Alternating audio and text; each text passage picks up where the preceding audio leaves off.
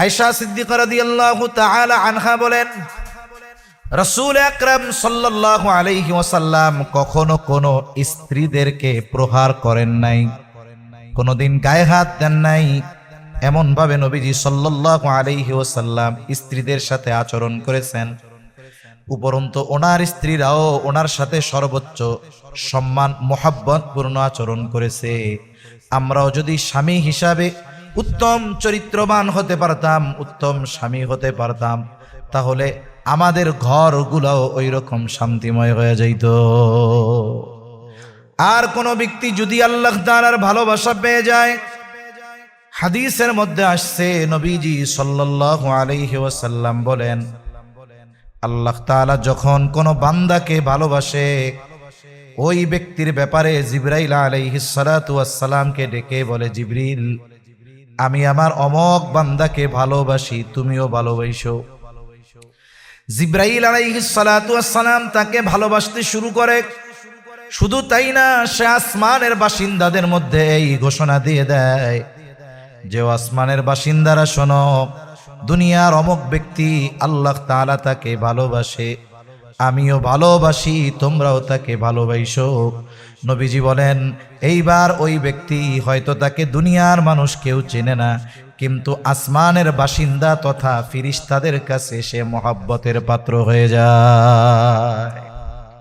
আমরা তো দুনিয়ার সেলিব্রিটি হওয়ার জন্য আমাদের কত প্রস্তুতি থাকে।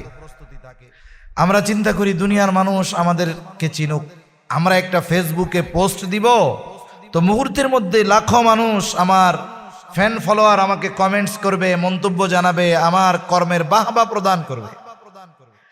দুনিয়ার অনেক সেলিব্রিটি আছে যাদেরকে আসমানের বাসিন্দারা চিনে না, আবার দুনিয়ায় এই রকম সেলিব্রিটি আছে যাদেরকে দুনিয়ার মানুষ চিনে না, কিন্তু আসমানের ফেরেশতারা চিনে। নবীজি সাল্লাল্লাহু আলাইহি ওয়াসাল্লাম বলেন, এইবার ওই ব্যক্তিকে আসমানের বাসিন্দা তথা ফেরেশতারা ভালোবাসতে শুরু করে, তার জন্য দোয়া করে, আল্লাহ তাআলার কাছে তার মর্যাদা বৃদ্ধির দোয়া করে, মাগফিরাতের দোয়া করে। সাথে সাথে আল্লাহ তাআলা জমিনের বাসিন্দা তথা মানুষদের মধ্যেও ওই ব্যক্তির গ্রহণযোগ্যতা আর ভালোবাসা পয়দা করে দেয়। তার মানে দুনিয়ার কিছু মানুষ তখন ওই ব্যক্তিকে ভালোবাসে যেই ভালোবাসা হয় নিঃস্বার্থ ভালোবাসা, যেই গ্রহণযোগ্যতা হয় নিঃস্বার্থ গ্রহণযোগ্যতা, এটা পদ পদবীর গ্রহণযোগ্যতা নয়। দুনিয়ায় অনেক মানুষ আছে পদের কারণে গ্রহণযোগ্য, পদ শেষ, তারে আর কেউ চিনে না, কোনো মূল্যায়ন করে না, তার কোনো গ্রহণযোগ্যতাই নাই, সালামও দেয় না। পদে যখন ছিল যারা সালাম দিত, পদ চলে যাওয়ার পরে তারা তার দিকে তাকায়াও চায় না। এইরকম গ্রহণযোগ্যতা নয়, বরং আল্লাহ তাআলা একেবারে নিরেট এক গ্রহণযোগ্যতা, মানুষের দিলের মধ্যে ভালোবাসা তার প্রতি আল্লাহ তাআলা সৃষ্টি করে দেয়। এটা অর্জিত হয় কিসের মাধ্যমে? উত্তম আখলাকের মাধ্যমে। কিসের মাধ্যমে বলেন না? উত্তম আখলাকের মাধ্যমে আল্লাহর ভালোবাসা পাওয়া যায়। সাথে সাথে রাসূল আকরাম সাল্লাল্লাহু আলাইহি ওয়াসাল্লামের নবুয়াতি মিশনের অন্যতম গুরুত্বপূর্ণ একটি বিষয় হলো উত্তম আখলাক সুপ্রতিষ্ঠিত করা। তাই নবীজি সাল্লাল্লাহু আলাইহি ওয়াসাল্লাম হাদিসের মধ্যে নবীজি সাল্লাল্লাহু আলাইহি ওয়াসাল্লাম জানায় দেন ওনাকে কেন প্রেরণ করা হয়েছে। উদ্দেশ্যগুলোর মধ্যে অন্যতম উদ্দেশ্য নবীজি বলেন, ইন্নামা বুইসতু লিউতাম্মিমা মাকারিমাল আখলাক। নবীজি সাল্লাল্লাহু আলাইহি ওয়াসাল্লাম বলেন, ইন্নামা বুইসতু লিউতাম্মিমা মাকারিমাল আখলাক, আমাকে উত্তম চরিত্রে পরিপূর্ণতা প্রদানার্থে প্রেরণ করা হয়েছে। তার মানে আমার আপনার নবীজির মাধ্যমে আল্লাহ তাআলা উত্তম চরিত্রের পরিপূর্ণতা প্রদান করেছেন। আমার আপনার নবীর আগে সব নবীর চরিত্র উত্তম চরিত্র, কোনো সন্দেহ নাই, কিন্তু আমার আপনার নবীজির চরিত্র শুধু উত্তম চরিত্র এমন নয়, বরং আমার আপনার নবীজি হলেন উত্তম চরিত্রে পরিপূর্ণতা দান করনেওয়ালা নবী। একটা ক্যারেক্টারের সর্বোচ্চ ভালো যেটা হতে পারে, এটা আমার আপনার নবীজির মাধ্যমে পূর্ণতা লাভ করেছে। যে কোনো বিষয়ের হতে পারে। কারণ ভালো চরিত্রের কি আছে? বলে আমানতদারিতা, সত্যবাদিতা, ন্যায়পরায়ণতা, ইনসাফ, ইহসান, একরাম, আত্মীয়তার সম্পর্ক রক্ষা করা, যত ভালো ক্যারেক্টার আছে সব ভালো চরিত্র আমার আপনার নবীজির মাধ্যমে পূর্ণতা লাভ করেছে। সুবহানাল্লাহ।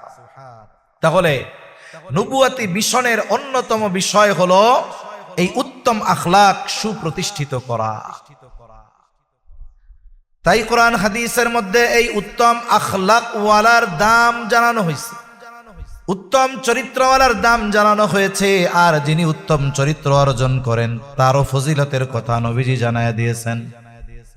আবু হুরায়রা রাদিয়াল্লাহু তাআলা আনহু থেকে বর্ণিত হাদিস, নবীজি সাল্লাল্লাহু আলাইহি ওয়াসাল্লামকে জিজ্ঞাসা করা হলো, ইয়া রাসূলুল্লাহ সাল্লাল্লাহু আলাইহি ওয়াসাল্লাম, মিজানের মধ্যে সবচাইতে ওজন হবে কোন আমল?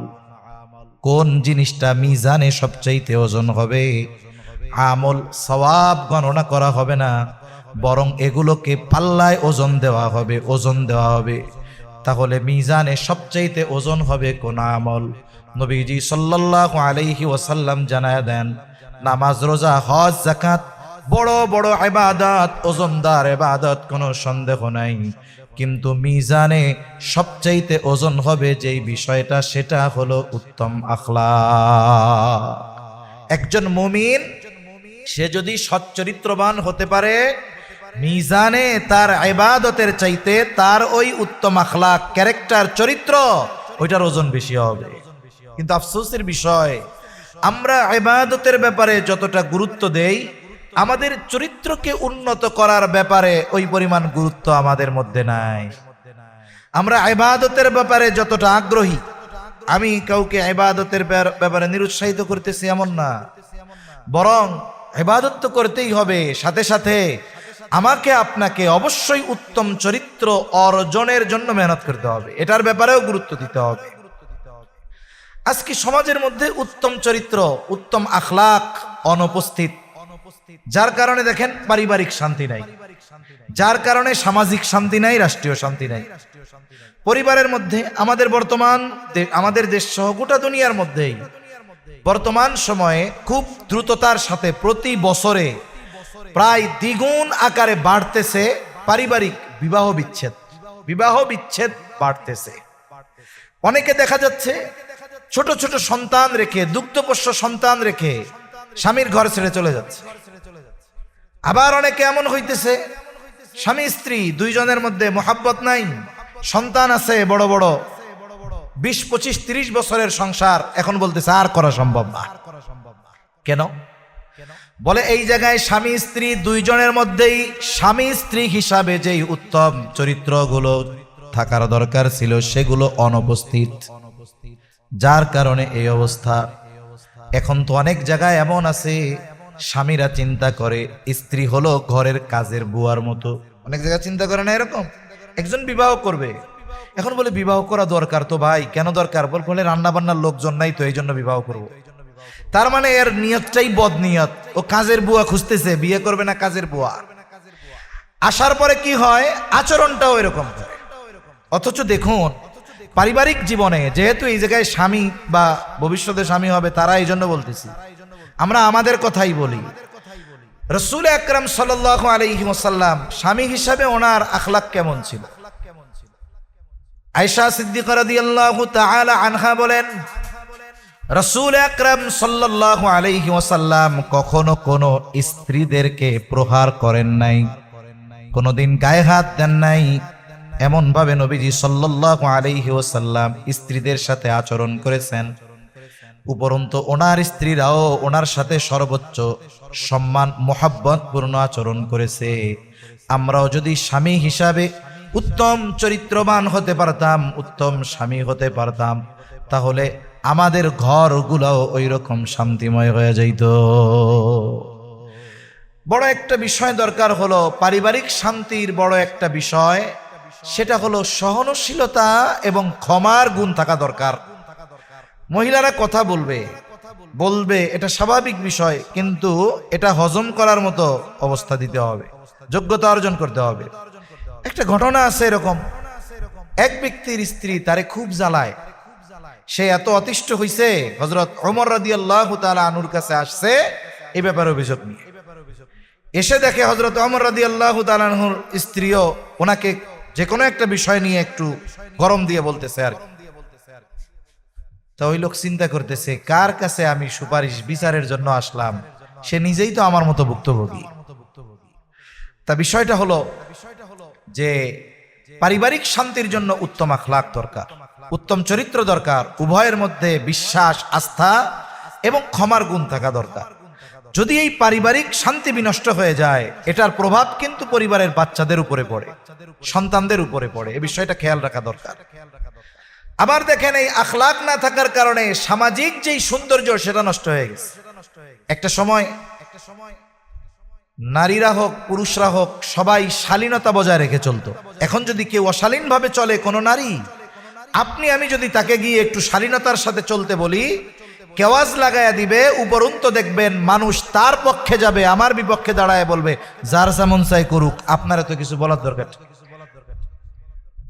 এই যে অশ্লীলতা, বেহায়াপনা, এটা উত্তম চরিত্র, উত্তম আখলাক না থাকার কারণে।